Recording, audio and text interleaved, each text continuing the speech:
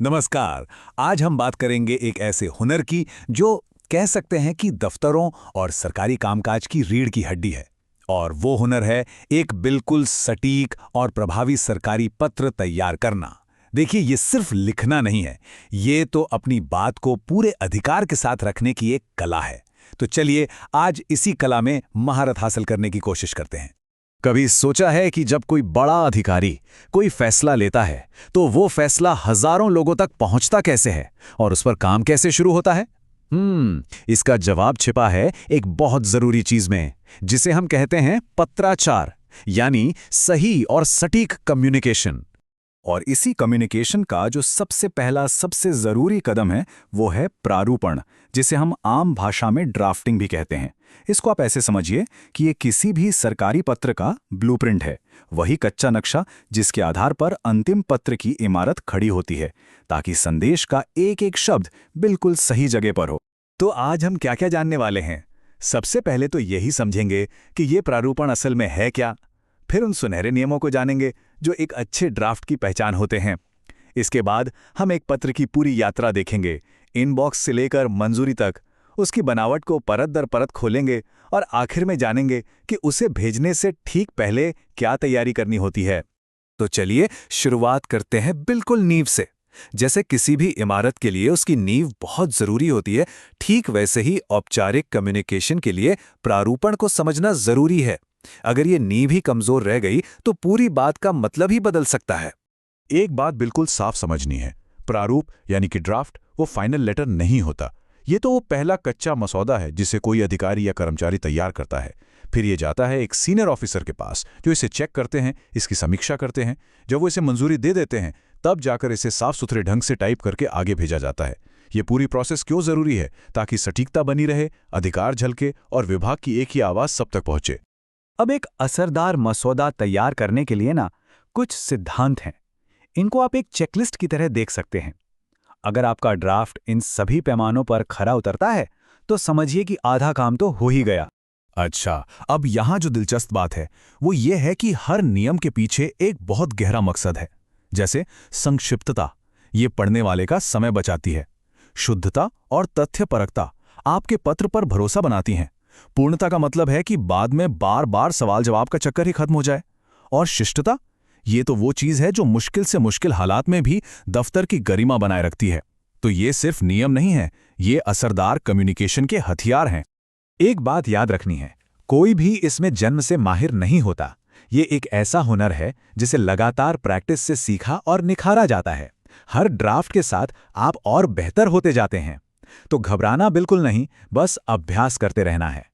तो हमने नियम तो समझ लिए, लेकिन असल में दफ्तर के अंदर ये सब काम करता कैसे है? मतलब एक मसौदा हवा में तो तैयार नहीं हो जाता है ना। इसकी एक पूरी यात्रा होती है, एक सिस्टमैटिक प्रोसेस। चलिए उस यात्रा को कदम दर कदम समझते हैं। ये जो प्रक्रिया है ना, ये हर पत्र को जवाबदेह बनाती है। पहला कदम है उसे रिकॉर्ड में लाना। दूसरा कदम है टिप्पणी या नोटिंग।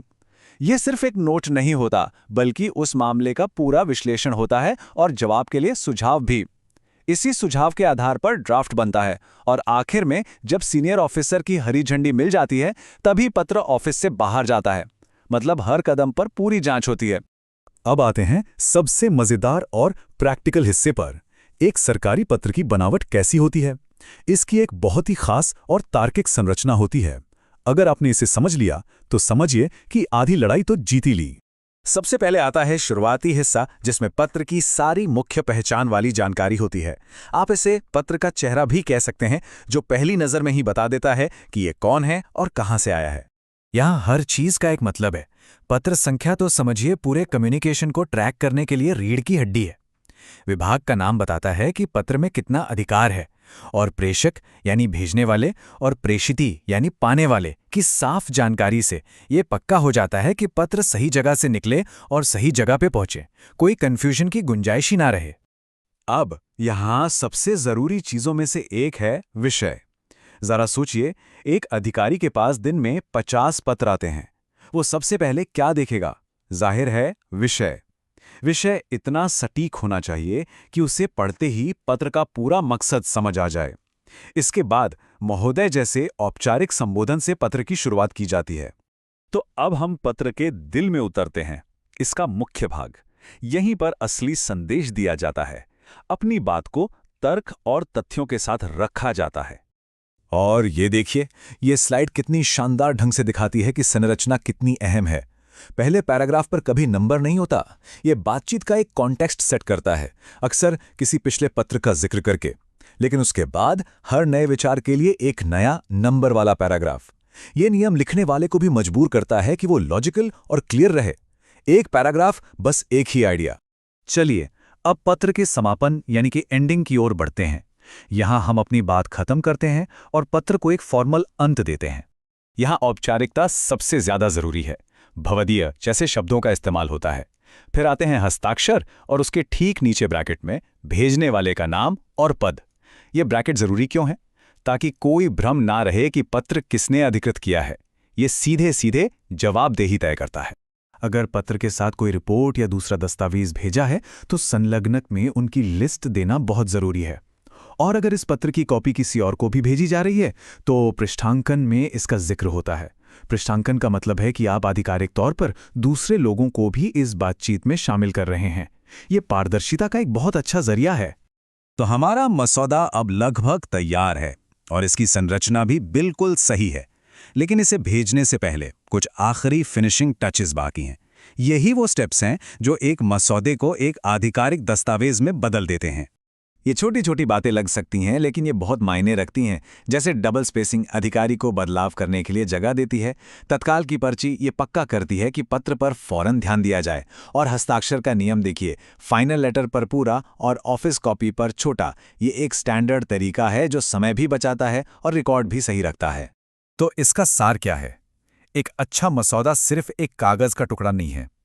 ये स्पष्टता का एक जरिया है, प्रभाव का एक हथियार है और अधिकार की एक मोहर है। यही वो चीज है जो ये सुनिश्चित करती है कि दफ्तरों और सरकार का काम बिना रुके एकदम सुचारू रूप से चलता रहे। और आखिर में मैं एक सवाल सबके लिए छोड़ जाता हूं। जरा सोचिए, जब एक परफेक्ट ड्राफ्ट तैयार हो जाता है तो क्या वहां पर एक प्रक्रिया खत्म होती है या फिर एक असली एक्शन की शुरुआत होती है? सोचिएगा जरूर।